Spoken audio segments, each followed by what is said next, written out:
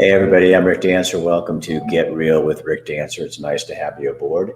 We've got everybody on YouTube, we've got LinkedIn, Twitter, Facebook, several pages. We have Instagram over here. So you folks, if I look that way, that's because Instagram's over here. Instagrammers, if I start looking this direction, it's because I've got Facebook on this direction. They won't let me put everything all together. So I don't know why. Had a great show planned for you tonight, an interesting guy. And at the last minute, life happened and he had to cancel. So he will be back. We're going to get him on here sooner or later because he's got a super interesting story.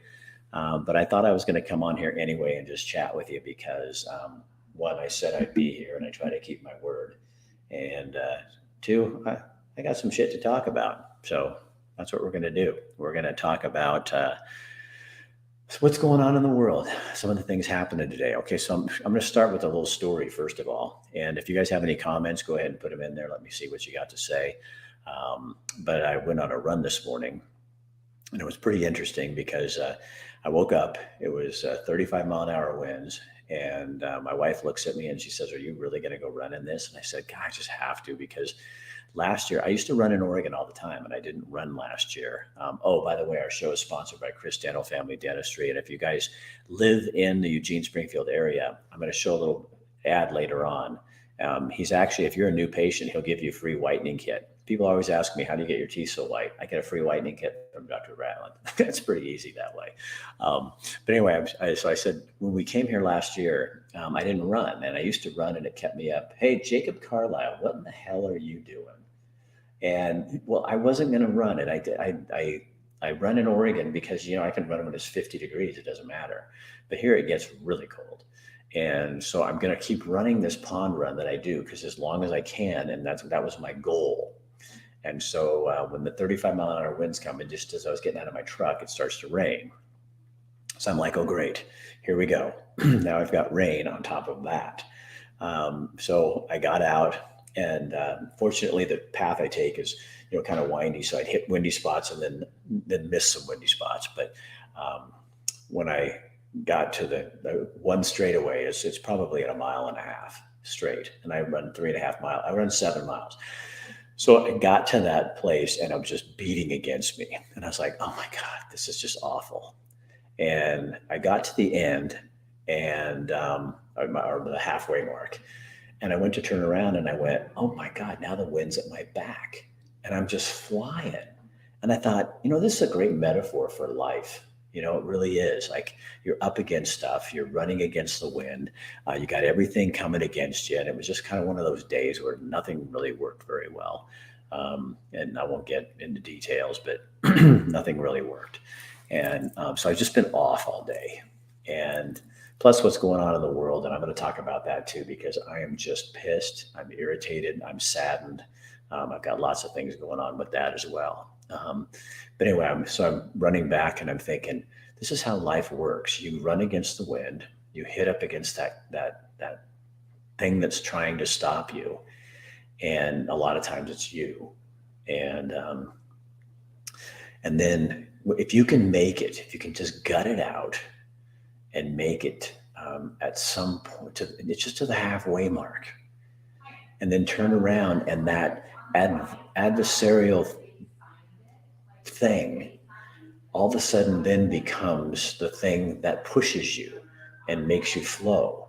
And that wind was pushing my butt and I couldn't believe how fast I was running and how quickly I got it done. It was absolutely amazing.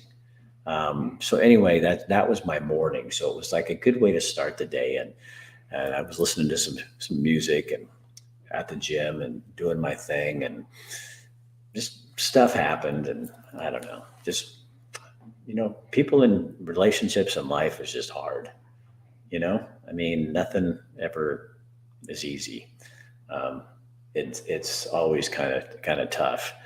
And then I start listening to the news, the radio, and what's going on in the Middle East. And the lady we had on last night who was trapped from Oregon, she was trapped in the Middle East. She's been texting me and they got out today. They crossed over the Jordan River or into Jordan today. So we were relieved about that. But now do you see where these Hamas terrorists are calling for a global day of terror tomorrow, on Friday the 13th? What the what the hell is that?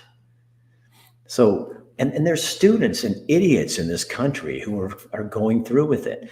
I have no respect left I didn't have a lot. I have absolutely no respect in Black Lives Matter anymore. I mean, they've come out in support, and they're, this isn't about Israel and Palestine. This is about terrorists murdering and butchering human beings. I mean, butchering them. And how you can then come out and say, well, we support the Palestinians. This isn't the battle right now. The battle is you have terrorists that have killed over 2,000 people. They beheaded 40 babies. They burned young children in their cribs. And now you've got people in America so spoiled and snotty and full of themselves that they go out at their Harvard school and they have a protest in support of what happened. Go to hell. I mean, really. And now, people will be out in big cities tomorrow doing the same thing for this global day of jihad.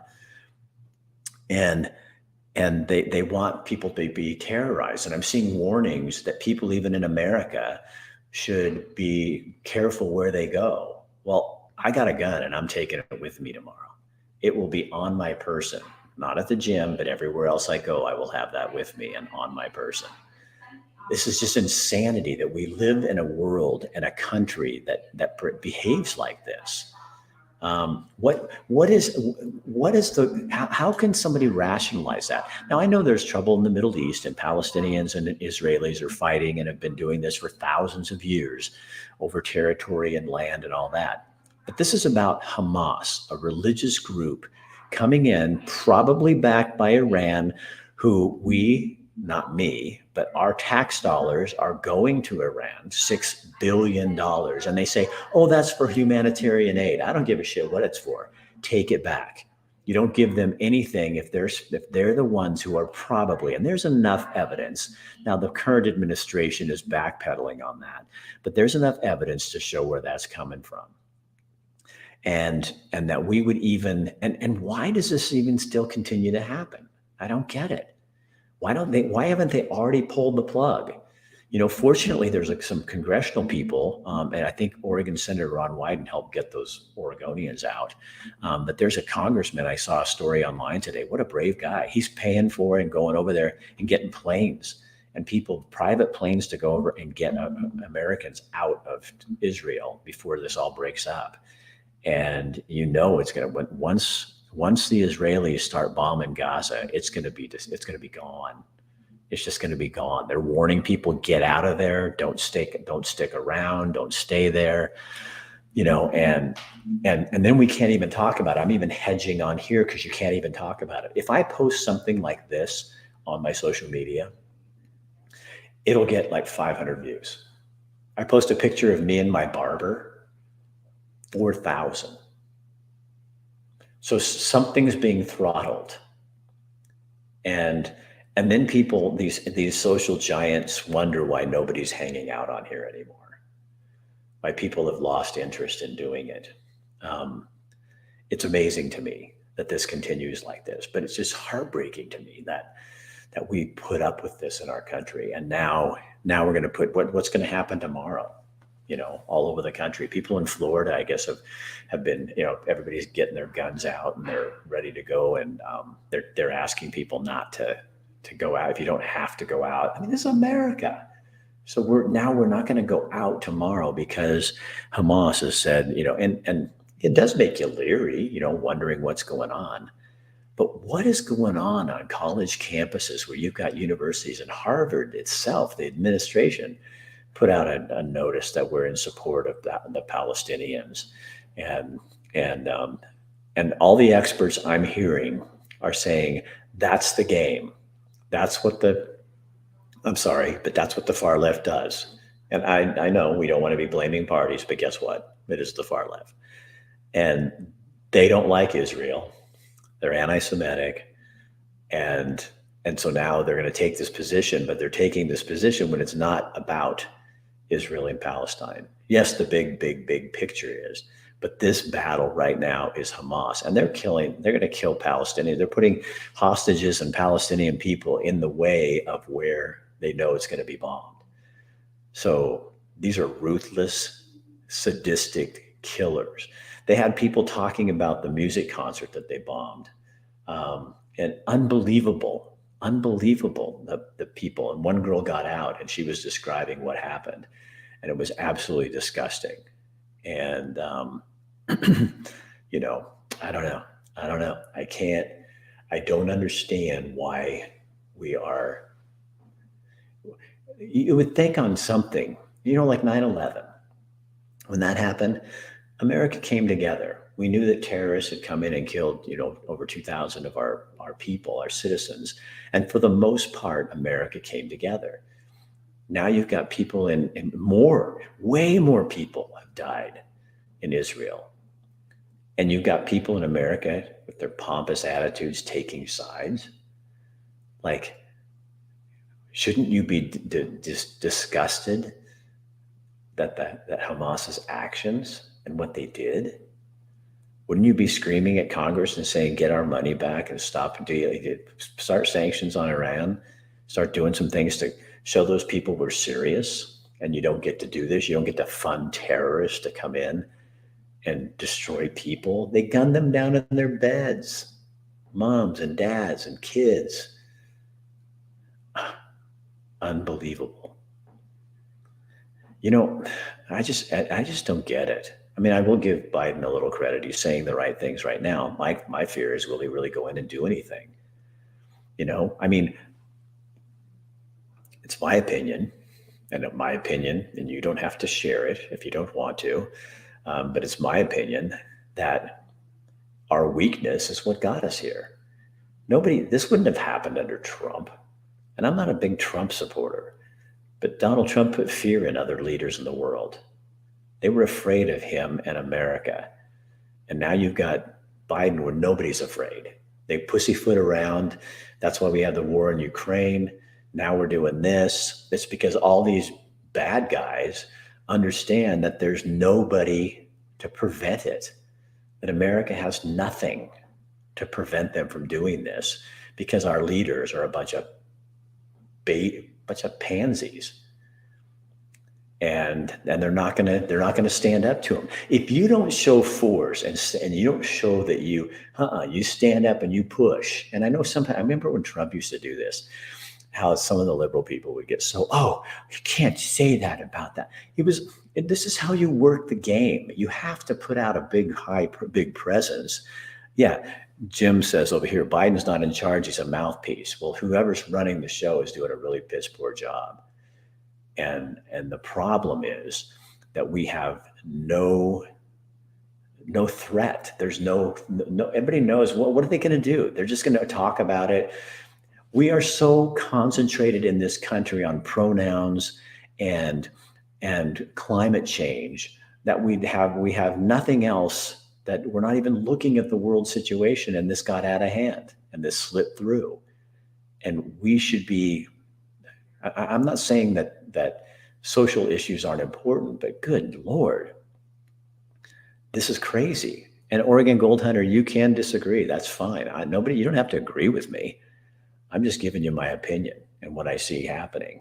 And I'm sure it's not very popular with some people, but at some point, this is the other thing that in my business, just for me personally, is the censorship. And I'm so tired of it.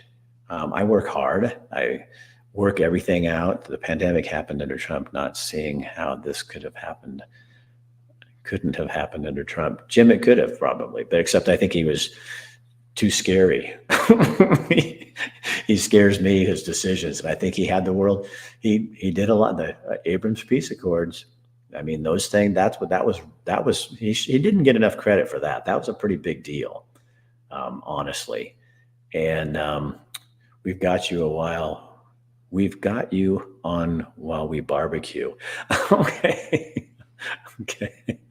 Well, and you feel free to disagree with me, gosh, but that's what we've lost too in America.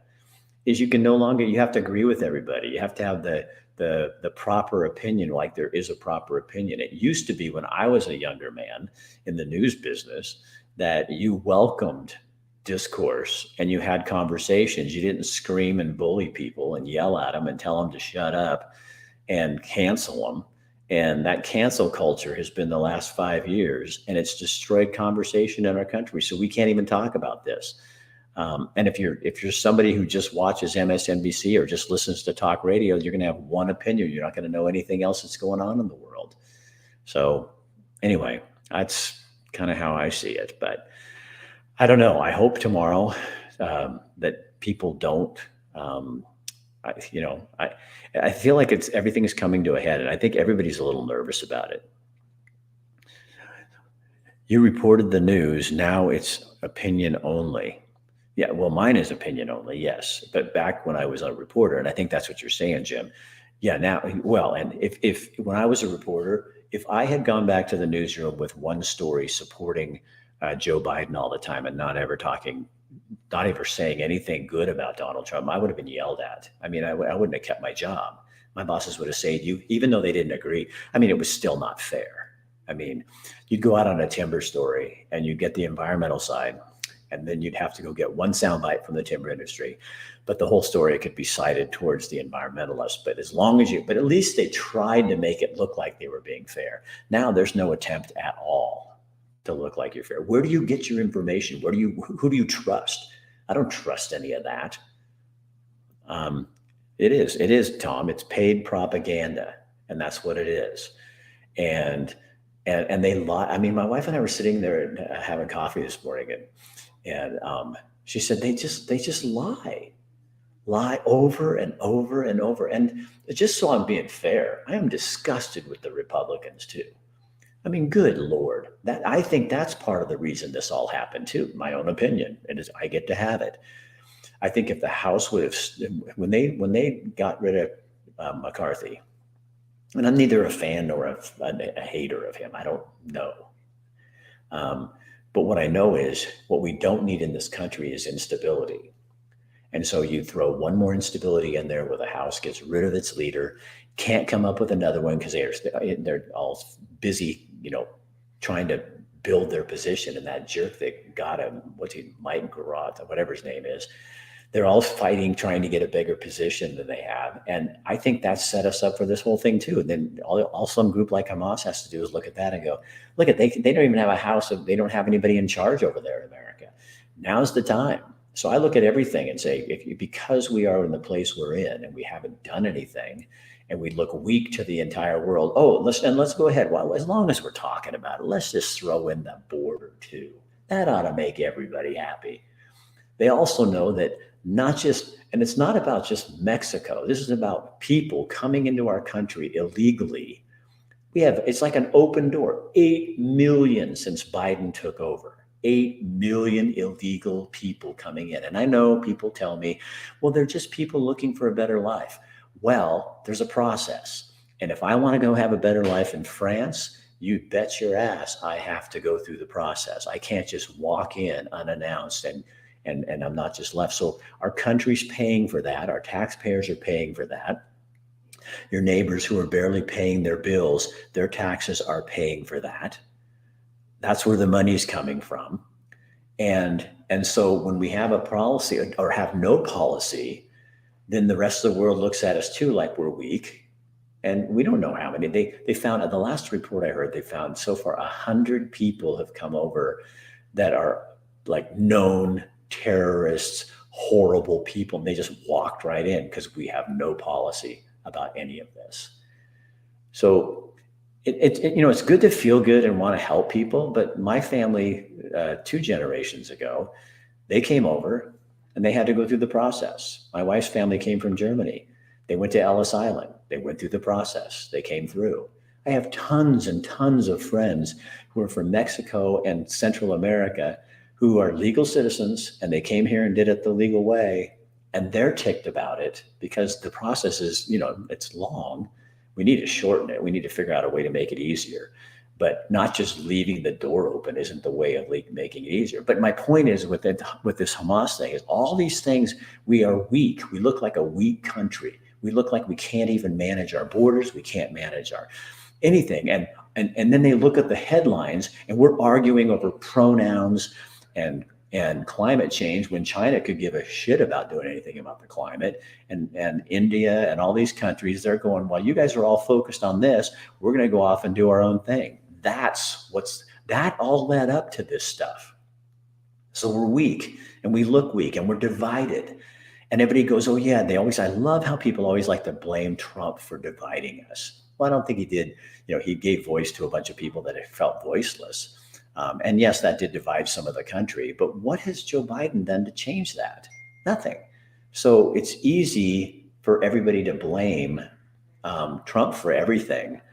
But you also got to look at if I went to my dad or my boss, let's just say my boss, I worked at a lumberyard. I had a news director. And if I went to my news director and I said, hey, you know what? The person who was in the anchor chair 3 times ago, or last time, my anchor before me, he didn't do this, this, and this, and that's my fault, or that's his fault.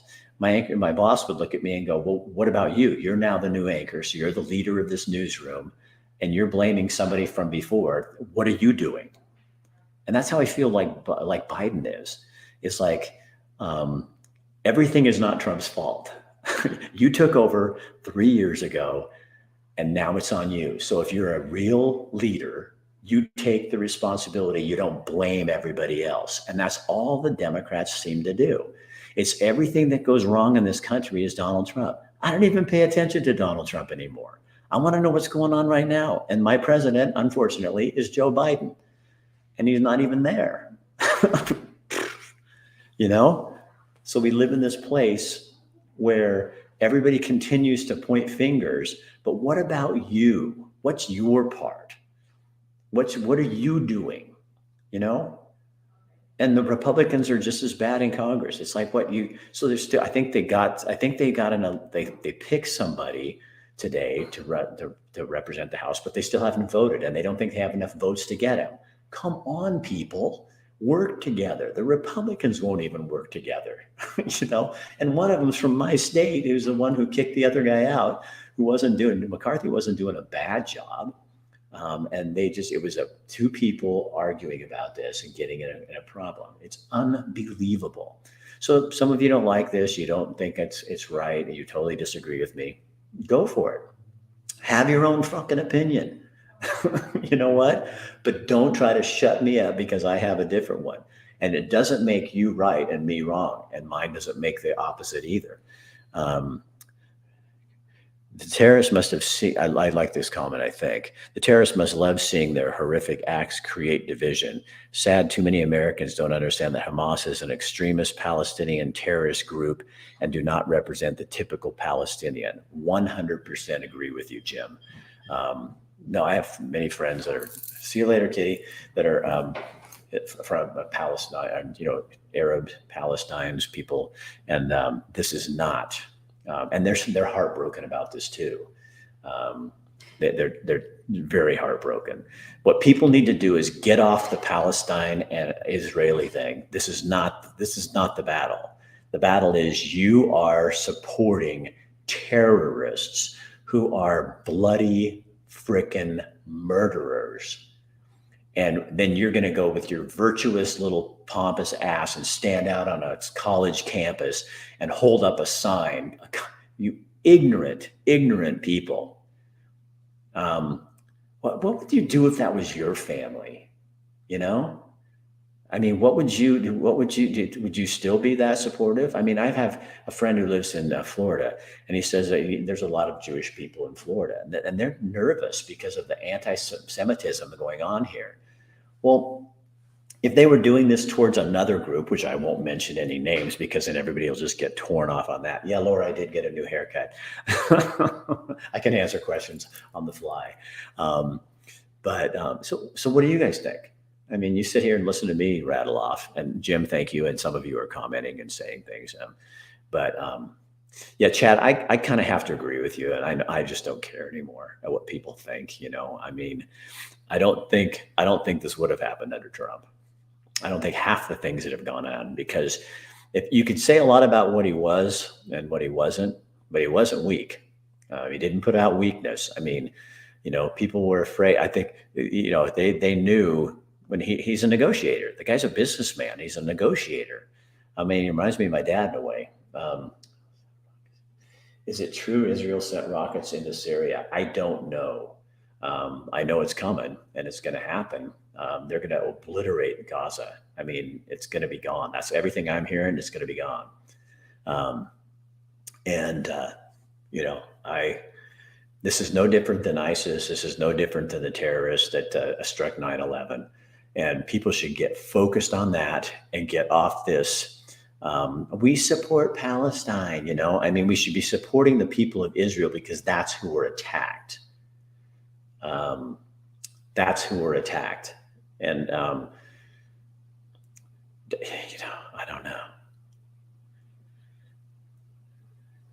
You got to wonder, we would have more money in our wallets if Trump was in office. This is somebody over on Facebook or in YouTube saying it, saying that. I don't know. The economy, I mean, I don't know. I probably shouldn't even get into this, but how can you look at the last 3 years and compare them to the person before and have any questions?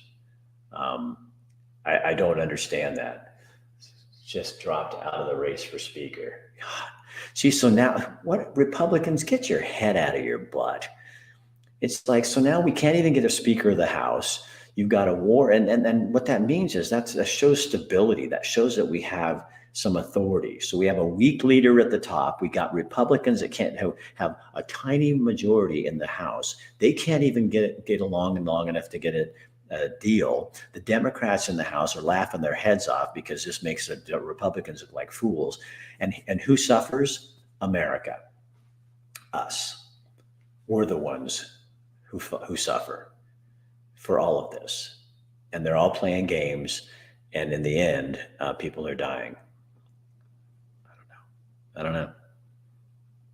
I don't know. We have 3 weeks to pass a budget. Honestly, Laura, I don't know. I do not know what I'm talking about when I say this, but maybe we just need to fall. Maybe the government needs to just fold, go broke.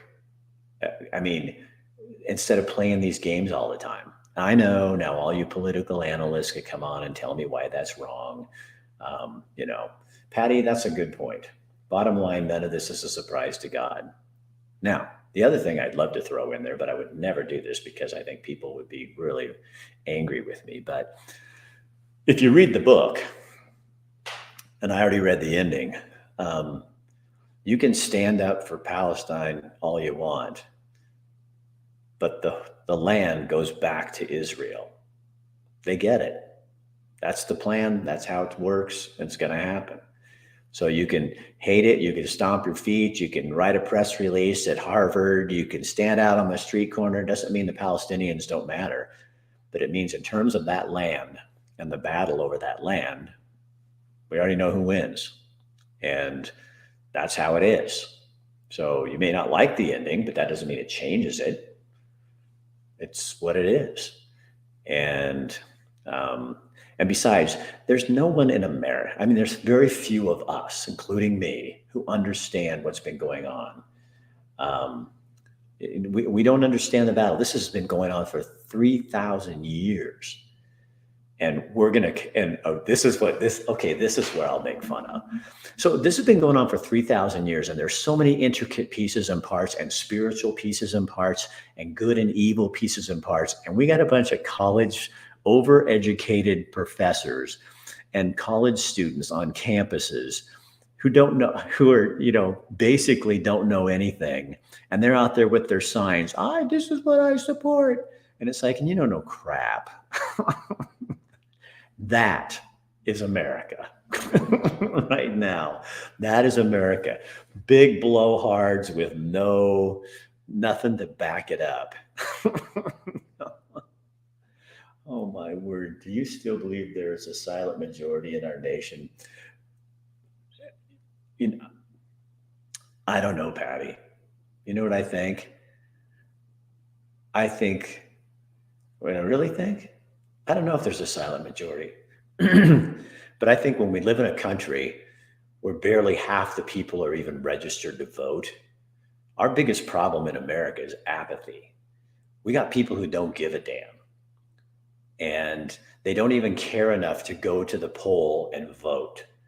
And then they complain about what happens. So, silent minority, vocal majority, I don't know that it matters. I think what matters is people are apathetic, they're lazy, they don't care. All they want to do is be able to afford their new car, their new high heels, get their Coach bag from the factory outlet store, and pretend like nothing's happening. But until you can get people to understand that they have to vote and participate, I'll tell you what. There's a new book out. You should all read. I think it's called something about the laptop. I heard an interview on Jordan Peterson the other day, and you want to see a family that's dysfunctioned to the end. Yeah, you go read that book. And the leader of our country is like not a nice man to his family. Our right to vote is precious, and those who choose not to use it don't care. And you know what? And then they gripe. I think if you don't vote, you don't get to vote. You don't get to gripe. Um, People okay, so biggest problem is apathy. So apathy is the problem because people don't even, they say we have a 50% voting turnout or 60%. Well, they don't talk about the 30% of the people that didn't show up, or all the percentage that aren't even voters. They're not even there. You know what, Patty? I don't remember. Go on Jordan Peterson, and I think it's called, I can't remember. It's something about that damn laptop or something. And it's a woman. She wrote the book. She did all the research on it. And I heard her on Jordan Peterson. You could go hear her interview. It's fascinating. I think we need a day off. I think we need a day off of work. Yeah, maybe. Yeah, I don't know. I agree. I think more people in America just need to work. The opposite of love is indifference. Apathy is a disease among our people, and they're dying from it. I 100% agree. And we're lazy. I mean, okay, let's just go to the pandemic, okay? As long as why don't we just get everything in here, okay? We might as well have everything on the topic here and get us all shut down. We know what the biggest risk factor was. We know it scientifically: obesity. Okay? That was the biggest risk factor for the dark time. Where was the public awareness campaign about losing weight? Perfect opportunity to come in and say, let's go on a nationwide. I hear Colorado's doing this now. I heard a radio ad on Pandora, and they were talking about their Get Healthy Colorado, and they have hints. You can go on a website. I think it's totally respect that. I think it's awesome that they're doing that. But where was that during the pandemic? Because we know that the people who were dying were most likely obese. The most people died that were obesity was the number one thing that causes diabetes, heart disease, made people susceptible, comorbidities, all that stuff. But hush, not a word. Not a word. So instead, I'm going to use a different language so that they know, so that the social gods don't grab me. But so instead of let's use this as, instead of getting healthy, let's just take a pill. Hey, yeah, that's what I want. I want to keep eating hamburger helper, and I want to keep having pudding, and I'm going to take a pill so I can lose weight and look skinnier, or I don't have to really get healthy. I'll just go get a shot and then that'll protect it. When we all know the real thing there was no proof that any of the other stuff was working, but everybody knew that if people would lose weight, get healthier weight, they could have a better chance of surviving. So did we really care about survival? And yet all the people that accused me of killing people and you're not wearing your mask, so you're killing, putting people at risk. All those people, where were you talking to people about obesity and the other things? You were just reissuing a company line. And I'm not articulating this like I want to, but I think you get the point. Where has the idea of teaching nutrition ever been a priority? Exactly. And it should be. What people don't know how to eat. So we've got anybody that comes from a foreign country comes to America. What's the first thing they tell you? God, people here are fat. I mean, that's the first thing they say. We are one of 2 or 3 nations that have pharmaceutical commercials on TV. Yeah, the drug companies can just sell them right there. And then here's the best part. When did you ever believe that the Democrat Party would trust Big Pharma? I mean, that should tell you right there that something's not right. I mean, come on.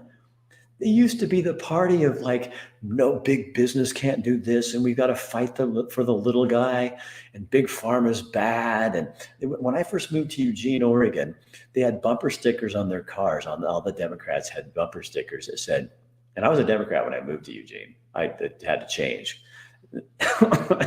And then I was a Republican. Then I had to change. And now I'm nothing. But the bumper stickers would say, kill your TV, don't trust authority, don't trust the government, and don't trust Big Pharma. Now those bumper stickers and that beat up Volvo belongs to a Republican, and the Democrats are on the opposite side. What happened there? I mean, come on, what happened there where you've got now the Democrats believing, no, we need to trust Big Pharma. We need to trust the government. They'll tell us what to do. And you have Republicans who are now like hippies. I don't know. So, I mean, how does anybody even give a darn about the parties? Really? I mean, how can you care? They're as fickle as anything. I mean, it's crazy. Dems used to be I know. When I did this is kind of fun actually. When I did a series on the news on homeschooling back, it's been 20 years ago.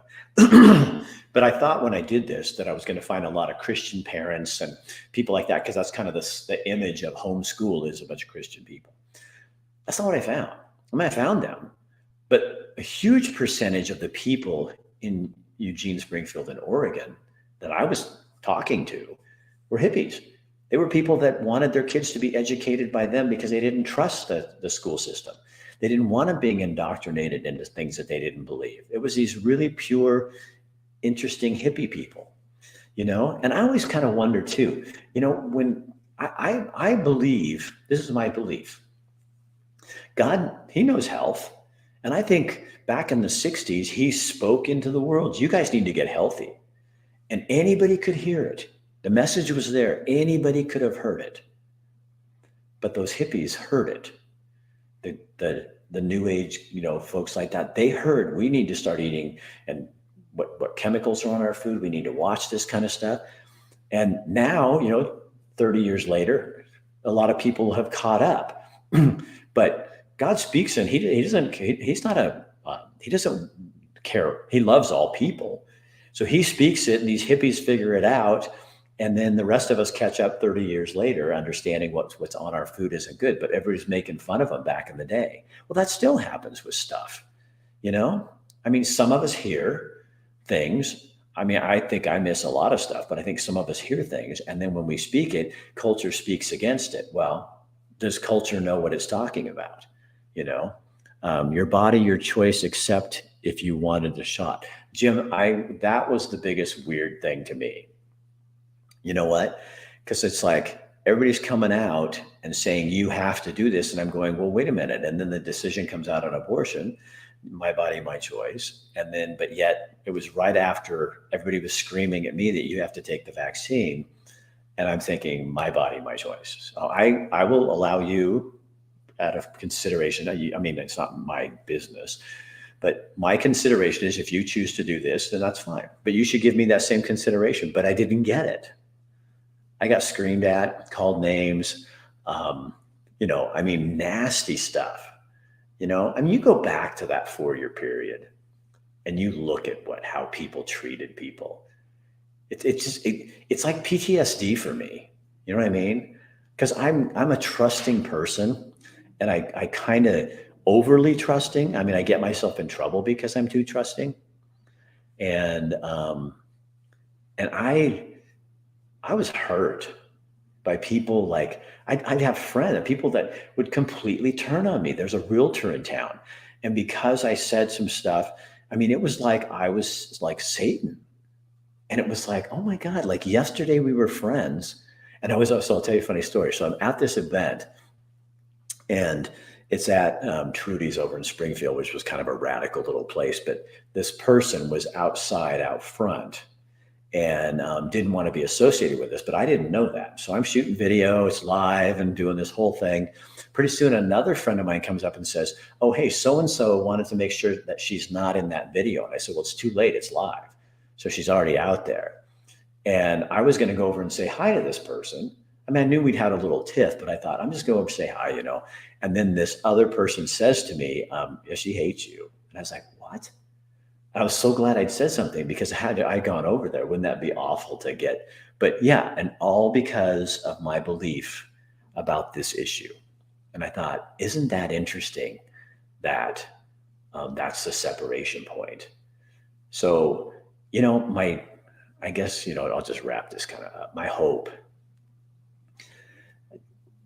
and it is just strictly a hope, is that we find a way to start talking again, having discourse, giving people the benefit of the doubt. But we can't do that when you're out shutting people up, when you're calling, names. And I remember when I came out against in Eugene, this is when I really started getting people mad at me, when there was all the lawlessness was just out of control. And now it's even worse. But it was all these, them just leaving homeless people on the streets. And I thought it was criminal. I thought that's not caring about people by allowing them to be drug addicts on the street. You need to get them off the streets. And when they rip up somebody's business, you need to punish them, get them out of here. And I was like called all kinds of stuff. And they invited me to speak at this kindness seminar. And the homeless advocates, and they just screaming at me and stuff. So they're out protesting this kindness seminar, which I found funny, that a bunch of protesters for homeless people would be protesting a kindness seminar. And it wasn't me. They didn't know I was even speaking. But I go walking up and they start screaming, Rick Dancer hates the homeless. And they're on and on like this, and it was a little embarrassing, but I got a big nut. So I kind of stood up and just went, just walked up, and the girl's screaming at me. And I said, hey, what's your problem? She goes, you hate. I said, you don't even know who I am. You know nothing about me. And I said, and besides, how come I got invited to speak at the kindness seminar and you didn't? And she starts screaming and yelling. It was the best moment ever. I thought it was hilarious. But that was the evil. That was the thing. And it was like, if it was at no cost, just put people down and shut them up. And I think we did for a while, but now people aren't. And I think we have to find ways to quit doing this. And I don't get it. I don't know. Here we got the House of Republicans that can't even get along. We got Democrats that, as long as Trump's name is even out there, they just keep trying to ruin him because they're so, what is the word? I mean, it's hate, but that's the weirdest. I have never seen somebody so consumed with hate that much that they just can't let it go. Like, I bet you if they did, Trump would just probably like disappear. Like nobody would be even interested in him anymore. I think the more they push him, the closer he gets to the White House. And if they're scared about it, you might want to use a different technique, because it's not working. Vindictive is a good word. But it's almost like they're paralyzed with hate. And, as a person out here, I think it's good for us to look and remind ourselves that that can happen to people. And we'll look at Hamas. They hate Jews so much that they're willing to go in and slaughter innocent babies and kids and burn their bodies.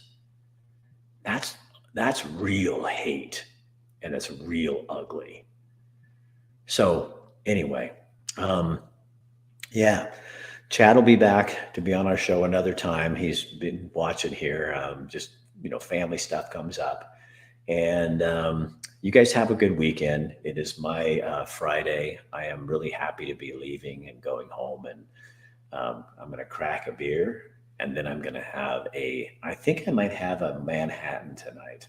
I might deserve to have a Manhattan. And then I'm just going to hide from the world for a few days and see what happens. And I'll be back. Okay, so you guys in Eugene, and you guys on TikTok on Instagram aren't going to see this, but I'm going to show you this. This is a new thing we put together for Bratland. But if you are looking for a dentist and see how white my teeth are, that isn't fake. That's like I use whitener twice a year, and I get it from Dr. Bratland. But if you're a new patient now of Dr. Michael Bratland at Christiano Family Dentistry, you're going to get a free whitening kit. Watch.